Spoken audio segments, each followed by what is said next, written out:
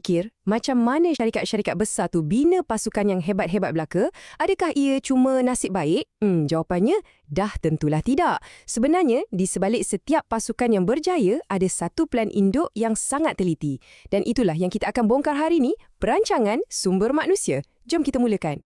Inilah dia, soalan emas bagi setiap bos atau JCO di luar sana. Macam mana nak pastikan syarikat kita ada orang yang betul dengan kemahiran yang betul pada masa yang betul?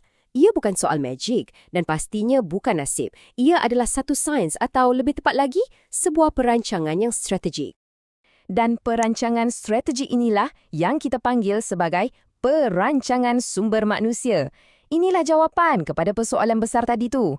Okey, jom kita bersiasat sikit konsep ni. Kita mula dengan maksudnya dulu. Okey, ada 3 perkataan penting yang anda kena ingat kat sini. Pertama, sistematik. Maksudnya, ia ada langkah-langkah yang tersusun, bukan main agak-agak. Kedua, komprehensif. Ia lihat gambaran besar dari pekerja paling baru sampailah ke pengurusan atasan. Dan yang paling penting, jangka masa panjang. Ini bukan setakat nak selesaikan masalah hari ini, tapi ia tentang membina legasi untuk masa depan. Baiklah, kita dah faham apa maksudnya. Tapi, kenapa syarikat perlu bersusah payah buat semua ni? Apa sebenarnya matlamat akhir di sebalik semua perancangan ni? Setiap plan yang baik mesti ada objektif yang jelas. Jom kita tengok 5 objektif utama di sebalik perancangan sumber manusia. Ini dia senarai misinya. Mula-mula kita kena jadi macam detektif. Kita siasat apa yang syarikat perlukan, itu permintaan, dan apa yang kita dah ada, itu penawaran. Lepas dah tahu, barulah kita boleh buat pelan tindukan. Tapi cuba tengok 2 poin terakhir tu. Inilah kuncinya. Ia bukan sekadar meramal berapa ramai orang yang kita nak, tapi juga jenis kemahiran apa yang mereka perlu ada. Inilah yang membezakan syarikat yang maju dengan yang masih ditakut lama. Cukuplah dengan teori. Sekarang, macam mana kita nak jadikan semua ini satu kenyataan? Sebenarnya, ada satu proses 3 langkah mudah yang diguna pakai oleh hampir semua syarikat berjaya di dunia. Prosesnya boleh dipecahkan kepada 3 langkah utama yang sangat logik. Pertama, kita kaji dan faham dulu kerja yang sedia ada. Kedua, kita ramal apa keperluan kita pada masa akan datang. Dan yang ketiga, kita ambil tindakan untuk penuhi keperluan tersebut. Jom kita selami setiap langkah ni satu persatu. Kita mulakan dengan langkah 1, analisis kerja. Anda bayangkanlah, ini macam tapak asas sebuah bangunan. Kalau tapaknya tak kukuh, goyanglah keseluruhan bangunan tu kan? Sama juga macam ni. Jadi apa sebenarnya analisis kerja ni? Senang cerita, ia macam kerja seorang penyiasat. Tugasnya adalah untuk kumpul semua maklumat dan bukti tentang sesuatu jawatan.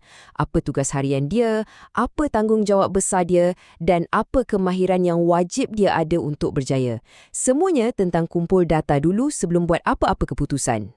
Dan semua hasil siasatan tadi tu tak disimpan dalam fail je tau. Ia akan diolah menjadi 2 dokumen yang super penting. Nak tahu apa dia?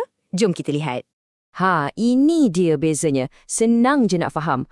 Huraian kerja ni jawab soalan apa? Apa tugas dan tanggungjawab jawatan ni? Manakala spesifikasi kerja pula jawab soalan siapa? Siapa calon ideal yang layak untuk buat kerja ni? Satu tentang kerja, satu lagi tentang orang. Kita perlukan kedua-duanya untuk cari padanan yang sempurna. Okey, mantap. Sekarang kita dah faham setiap peranan yang ada dalam syarikat. Dah tiba masanya untuk kita ke langkah 2, menentukan keperluan. Dekat sinilah kita akan pakai topi ahli nujum dan cuba lihat masa depan.